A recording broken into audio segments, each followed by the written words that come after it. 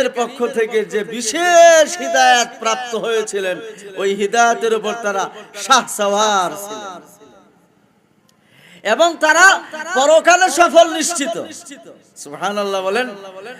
উলাইকা আলা হুদাম মির রাব্বিহিম ওয়া উলাইকা হুমুল মুফলিহুন। এখানে মুত্তাকি ইমানদারদের দুইটা পুরস্কারের ঘোষণা আল্লাহ করেছেন, একটা দুনিয়ার পুরস্কার আর একটা আখিরাতের পুরস্কার। দুনিয়ার পুরস্কার হলো তারা মওত পর্যন্ত হিদায়াতের উপর অটল থাকতে পারবে, আর আখিরাতের পুরস্কার হলো তারা পরকালে জান্নাতের অধিবাসী হবে, সফল কাম হবে, সফলতার সকল পথ দ্বার তাদের জন্য উন্মুক্ত করে দেওয়া হবে। তো সাহাবায়ে কেরামের দিলের ভিতরে ঈমান কে সেট করে দিয়েছিলেন? আল্লাহ নিজে। এইজন্য সাহাবায়ে কেরাম কখনো ঈমানের পথ থেকে সরেন নাই। যদি বাইসেন্সলি একটু ব্যতিক্রম হয়ে গেছে তো সঙ্গে সঙ্গে আল্লাহ তাআলা তাদেরকে হাত ছানিয়ে দিয়ে আবার ঈমানের পথে ফিরাই আনছে। কিন্তু মুনাফিক গোষ্ঠী যাদের অন্তরে দুষ্টমি ছিল, নিফাকি ছিল, বদমাশি ছিল, এরা আর ফিরে আসতে পারে নাই ওদের নিফাকির কারণে। মুনাফিক যারা, এরা ঈমানের পথে অটল থাকতে সক্ষম হবে না। কিন্তু মুমিন যারা, মুখলেস মুমিন যারা, খাঁটি ভাবে, খাঁটি একবারে নিখুঁত ভাবে যারা আল্লাহকে ভালোবাসে, নির্ভেজাল ভালোবাসা, সেখানে আল্লাহর সঙ্গে কাউকে শরীক করে না, এরা কখনোই আল্লাহর পথ থেকে সরবে না। এই কথাই আল্লাহ বলছেন, উলাইকা কাতাবা ফি কুলুবিহিমুল ঈমান। সাহাবায়ে কেরাম যখন জিহাদের জন্য তাদেরকে ডাকা হতো, তো সাহাবায়ে কেরাম বলতেন না যে আমি একটু বাড়িতে বইলে আসি, আমার বিবি বাচ্চার সঙ্গে সাক্ষাৎ করে আসি, আমার আব্বা আম্মার অনুমতি নিয়ে আসি, পারমিশন নিয়ে আসছি, এই কথা বলতেন? হ্যাঁ, সঙ্গে সঙ্গে নবী আলাইহিস সালামের আহ্বানে সাড়া দিতেন। আর আমরা যদি বলি যে 3 দিনের জন্য আল্লাহর রাস্তায় বের হন, কত বাহানা, কত উজুহাত। মহব্বত কার বেশি? আল্লাহর চাইতে তো আপনার পরিবার পরিজনের মহব্বত আমার অন্তরে বেশি। যদি বলা হয় যে আপনার একটা ছেলেকে মাদ্রাসায় দেন, আমি তো এইভাবে বলার প্রবক্তা নই যে একটা ছেলেকে দেন, আমি তো বলি সবটি ছেলে মেয়েকে মাদ্রাসায় দেন। একটা গানও তো বানাইছে এরকম, মাগো তোমার একটি ছেলে মাদ্রাসাতে দাও, মাগো তোমার একটি ছেলে মাদ্রাসাতে দাও, তো বাকিগুলাকে কোথায় দিবে? বাকিগুলো স্কুলে দিবে, তাই না? এই তো বোঝা যায়। কিন্তু মুসলমানের বিদ্যালয় কোনটা? মুসলমান বাচ্চা বিদ্যালয়, পাঠশালা, শিক্ষা কেন্দ্র তো মাদারেস। মাদ্রাসা ব্যতীত মুসলমান তার বাচ্চাকে পড়ালেখা করাইতেই পারে না। ফার্স্টে সর্বপ্রথম সে মাদ্রাসায় পড়ায়, মাদ্রাসার জরুরি শিক্ষা দিয়ে তাকে সে দুনিয়াবি শিক্ষার বিভিন্ন লাইনে পাঠাইতে পারে, অনুমোদন আছে, কিন্তু শর্ত আছে। সেখানে গিয়ে যেন আবার ঈমান হারা না হয়, সেখানে গিয়ে যেন তার ইসলামকে হারিয়ে না বসে, সেখানে গিয়ে যদি তার ইসলামকে সে কন্ট্রোল করতে পারে, হিফাজত করতে পারে, তাইলে যাক। কিন্তু এটা সম্ভব নয়। ওই পরিবেশটাই তো ইসলাম হেফাজতের না, ঈমান হেফাজতের পরিবেশ একমাত্র দেওবন্দি মাদ্রাসা। আমি কওমি মাদ্রাসা শব্দটাও বলতে চাই না, দেওবন্দি মাদ্রাসা। কারণ কওমি মাদ্রাসা এটা আমাদের মুরব্বীদের, আকাবেরদের দেওয়া কোনো নাম না। আমাদের আকাবেরদের দেওয়া নাম হলো মাদারেসে দেওবন্দিয়া, যে মাদ্রাসার মূল হইল ভারতের উত্তর প্রদেশে অবস্থিত দেওবন্দ নামক এক এলাকায় দারুল উলুম দেওবন্দ নামে পরিচিত। আল জামিয়াতুল ইসলামিয়া দারুল উলুম দেওবন্দ, যেটার রুহানি প্রতিষ্ঠাতা, আধ্যাত্মিক প্রতিষ্ঠাতা জনাবে মুহাম্মদুর রাসূলুল্লাহ সাল্লাল্লাহু আলাইহি ওয়াসাল্লাম, এবং যেটার বাহ্যিক প্রতিষ্ঠাতা হুজ্জাতুল ইসলাম কাসিমুল উলুম ওয়াল খায়রাত কাসিম নানতবী কুদ্দিসা সিররুহুল আজিজ রাহিমাহুল্লাহু রাহমাতাও ওয়াসিআ ওয়া আদখালাহুল্লাহু বুহবুহাতা জিনানিহি ওয়া বাররাদাল্লাহু মাসজাহু ওয়া সাকাল্লাহু সারাহু। হুজ্জাতুল ইসলাম কাসেম নানতুবি এটার প্রতিষ্ঠাতা, কিন্তু রুহানি ভাবে আধ্যাত্মিক ভাবে এটার প্রতিষ্ঠাতা জনাবে মুহাম্মদুর রাসূলুল্লাহ সাল্লাল্লাহু আলাইহি ওয়াসাল্লাম। সুতরাং একজন দেওবন্দি মাদ্রাসার পড়ুয়া ছেলেই ঈমান চিনবে, ঈমানের হাকিকত বুঝবে যে ঈমান কাকে বলে, মা হুয়াল ঈমান, ঈমান কি জিনিস। কারণ এই মাদ্রাসাতে ঈমানের সংজ্ঞা পড়ানো হয়, ঈমানের বহসে গোটা 30 পারা কোরআনের তরজমা শেখানো হয়, গোটা 30 পারা কোরআনের তাফসীর করা হয় যোগ্য উস্তাদদের মাধ্যমে। এখানে ঈমান বোঝানোর জন্য সিয়াসিত্তার 6খানা কিতাব হাদিসের পড়ানো হয়, এখানে ঈমান শিখাবার জন্য মাসাইল শিখাবার জন্য ফিকহের কিতাব পড়ানো হয়। এই মাদ্রাসা হলো ইসলামের মাদ্রাসা, এই মাদ্রাসা হলো ঈমানের মাদ্রাসা। সুতরাং ঈমান চিনতে হলে মাদ্রাসায় আপনার ছেলেকে পড়াতে হবে। তো সাহাবায়ে কেরামও মাদ্রাসার ছাত্র ছিলেন। বলেন কোথাকার ছাত্র ছিলেন?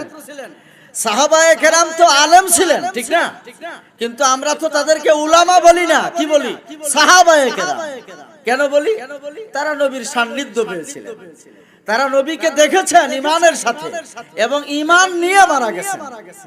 তা সাহাবায়ে কেরাম ঈমান নিয়ে মারা গেছেন, এটার এলান, এটার ঘোষণা, এটার গ্যারান্টি, এটার সার্টিফিকেট, এটার রেজিস্ট্রেশন, এটার অনুমোদন জনাব আল্লাহ তাআলা দিয়েছেন। লাকাদ রাদিয়াল্লাহু আনিল মুমিনিন ইয ইউবাইউনাকা তাহতাশ শাজারাহ রাদিয়াল্লাহু আনহুম ওয়া রাদু আন। আল্লাহ নাকি সাহাবায়ে কেরামের উপর রাজি। কারণ কি? কারণ সাহাবায়ে কেরাম আল্লাহর উপর রাজি ছিলেন। এই ঈমানের সিফত আল্লাহ তাআলা আমাকে আপনাকে দান করেছেন। ঈমান কাকে বলে এর অনেক সংজ্ঞা আমার আগের মাওলানা ঈমান সম্পর্কে পুরা বয়ান করেছেন, আমি শুনেছি, গুরুত্বপূর্ণ বয়ান। আপনারা ওখান থেকে শিক্ষা গ্রহণ করলে অনেক লাভবান হবে। ঈমানের একটা সংজ্ঞা এটাও, আল্লাহর হুকুম নবীজির তরিকা মানার নাম ঈমান। বলেন আল্লাহর হুকুম নবীজির তরিকা মানার নাম ঈমান। এটা আহাদু হাদ্দিল ঈমান, আহাদু হদ্দিল ঈমান। ঈমানের সংজ্ঞার একটা সংজ্ঞা এটাও, আল্লাহর হুকুম মানা, নবীজির তরিকায় চলার নাম ঈমান। এটা যে ঈমানের সংজ্ঞা, এই সংজ্ঞাটা মুফাসসিরিনে কেরামের কেউ কেউ, আমি যে খুতবার শুরুতে আয়াত তেলাওয়াত করেছি, এই আয়াত থেকে এটাকে গবেষণা করেছেন। এই সংজ্ঞাটাও কোরআন শরীফ থেকে গবেষণাকৃত। আল্লাহ বলেন ইয়া আইয়ুহাল্লাযীনা আমানু, হে ঈমানদারগণ তোমরা আমি আল্লাহকে মানো এবং আমার রাসূলকে মানো। তার মনে বোঝা গেল ঈমান কার নাম? আল্লাহকে মানার নাম, রাসূলকে মানার নাম।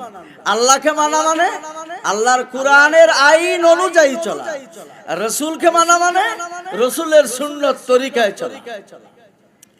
এখানে আল্লাহ ও আয়াত তো এটা পড়ি নাই, ভুল বললাম, আল্লাহ মাফ করুন। আয়াত পড়েছি ইয়া আইয়ুহাল্লাযীনা আমানু আকিমুস সালাহ ওয়া আতুজ যাকাত, কিন্তু আমি যে আয়াতটা দলিল পেশ করলাম এটাও একটা আয়াত আছে। ঈমানের সংজ্ঞার একটা উৎস এই আয়াতও। আমি যে ঈমানের সংজ্ঞাটা আপনাদেরকে বুঝালাম, চেষ্টা করলাম, ঈমান মানে আল্লাহর হুকুম নবীর তরিকা মানার নাম। তাহলে যারা আল্লাহর হুকুম মানে না তারা কি ঈমানদার? যারা আল্লাহর নবীর তরিকা মানে না তারা কি ঈমানদার? কি ঈমানদার না? পূর্ণ ঈমানদার না, ফাসিক বলা হবে তাকে। কি বলা হবে? মনে করেন ঈমান দাবি করে, লেকিন ইকামতে সালাত তার দ্বারা হচ্ছে না, সে নামাজ কায়েম করে না, নামাজ কায়েম করে না, অথচ এটা আল্লাহর হুকুম, ঠিক না? আল্লাহর হুকুম নামাজ কায়েম করা। কয় ওয়াক্ত? কয় ওয়াক্ত? কে ফরজ করেছেন? আল্লাহ। কোথায় নিয়ে ফরজ করেছেন? এটা আকাশে মেহমান বানিয়ে নিয়ে, আমাদের নবীকে আল্লাহ তাআলা আকাশে মেহমান বানিয়ে নিয়ে এই নামাজ ফরজ করে দিয়েছেন। কয় ওয়াক্ত ফরজ করেছিলেন? প্রথম 50। পুরো 50 ওয়াক্ত নিয়েই আমাদের নবী আসছিলেন।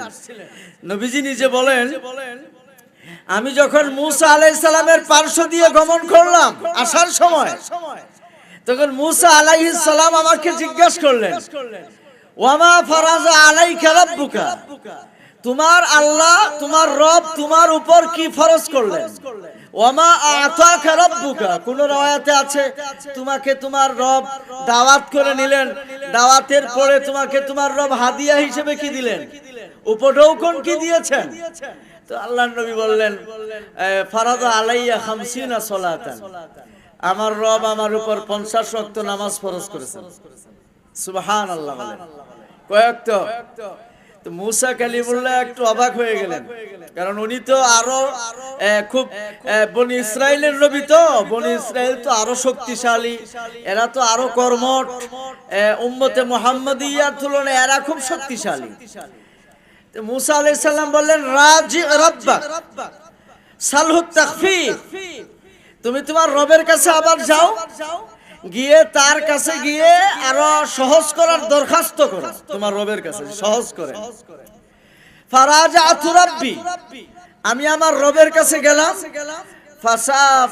ফাসালতুহু তাখফীফ, আমি তার নিকটে আমার রবের নিকটে একটু সহজ করার আবেদন করলাম। তো আমার রব আমার আবেদন গ্রহণ করলেন এবং ফানাকাসা হাত্তা জুইলা খামসান, কমাইতে কমাইতে শেষে কয়েকটা রয়ে গেল। এভাবে মাঝখানে ঘটনা আছে, 5 ওয়াক্ত কমিয়ে দিলেন, কোন riwayate আসছে 10 ওয়াক্ত কমিয়ে দিলেন। তো যদি 10 ওয়াক্ত কমিয়ে দেওয়া হয় তাহলে 40 ওয়াক্ত থাকে। মুসা কালিমুল্লাহ বলেন, কি খবর? 10 কমিয়ে দিয়েছেন, আবার যাও, রাজি রাব্বাক সালহু তাখফীফ। তো গেলাম, আবার তাখফীফের আবেদন করলাম, আমার রব আমাকে আবার 10 ওয়াক্ত কমিয়ে দিলেন, তো 30 ওয়াক্ত রইল। তিনি বললেন, কি খবর? আমি বললাম যে 10 কমিয়ে দিয়েছেন। তো বললেন যে পারবে না তোমার উম্মত, আবার যাও। গেলাম, এভাবে যেতে যেতে যেতে যেতে যখন 5 ওয়াক্ত রয়ে গিয়েছে, এবার মুসা কালিমুল্লাহ বলবেন যে রাজি রাব্বাক সালহু তাখফীফ ফাইন্না উম্মাতাকা লা ইউতিকু যালিকা ফাইন্নী ক্বাদ জাররাবতু বনি ইসরাঈল ওয়া কানু আশাদ্দা মিনহুম কুওয়া। যাও তোমার রবের কাছে আবার গিয়া বলো, তোমার উম্মত পারবে না, এত নামাজ কায়েম করতে পারবে না। নবীজি বললেন যে আমি আর কত যাব, ইন্নী ক্বাদ ইস্তাহইয়াইতু মির রাব্বি, আমার এখন শরম লাগতেছে, আমি আর যাইতে পারবো না।